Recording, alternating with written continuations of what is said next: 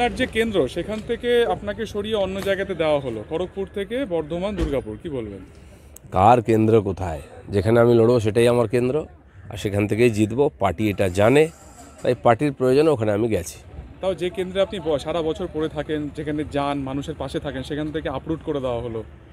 আমি দেখুন, ভারতীয় জনতা পার্টিকে পশ্চিমবাংলায় গ্রামে গঞ্জে নিয়ে গেছি।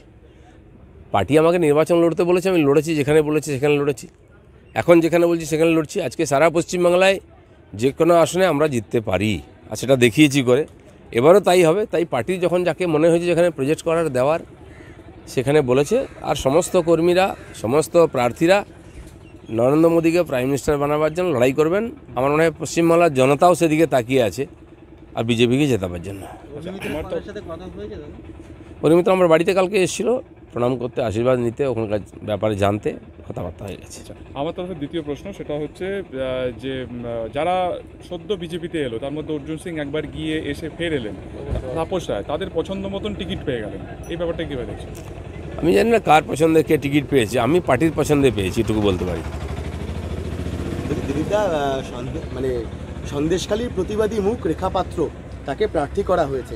এটা কি প্রতিবাদের পুরস্কার, নাকি একটা দলিতকে তুলে নিয়ে এসে?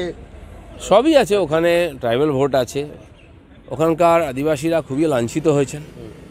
সার্বিকভাবে ওখানকার সাধারণ মানুষের প্রতিনিধি হিসাবে রেখা পাত্র উঠে এসেছেন, যারা বহু বছর ওখানে লাঞ্ছিত, অপমানিত, লুণ্ঠিত, সেই যারা অত্যাচারিত মহিলারা, তাদের প্রতিনিধি হিসেবে তিনি উঠে এসেছেন। আমার মনে হয় বসিরহাটের মানুষ যে অত্যাচার সহ্য করছেন, তার প্রতিবাদ হিসাবে রেখা পাত্রকে জেতাবেন। চলো, হয়ে যাবে, বাকি যেগুলো আছে হয়ে যাবে। প্রার্থী ঘোষণা হলো না, কোনো কারণ রয়েছে?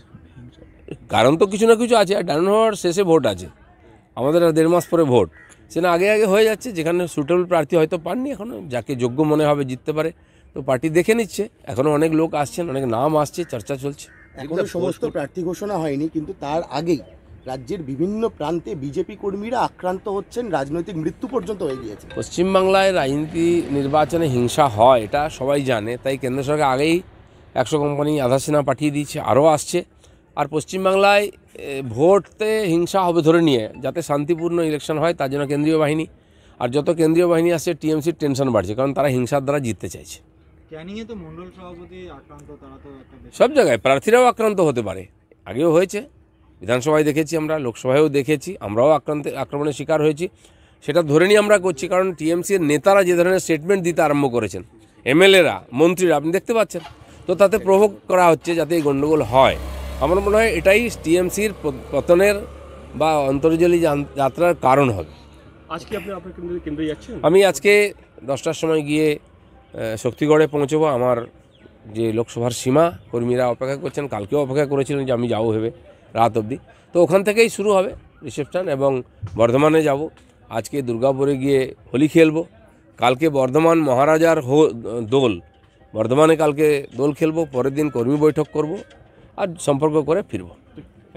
একটু আমি ঠিকঠাক করে নিই। ডিজিটাল খবরিলাল, খবর আপনাদের, নজর আমাদের।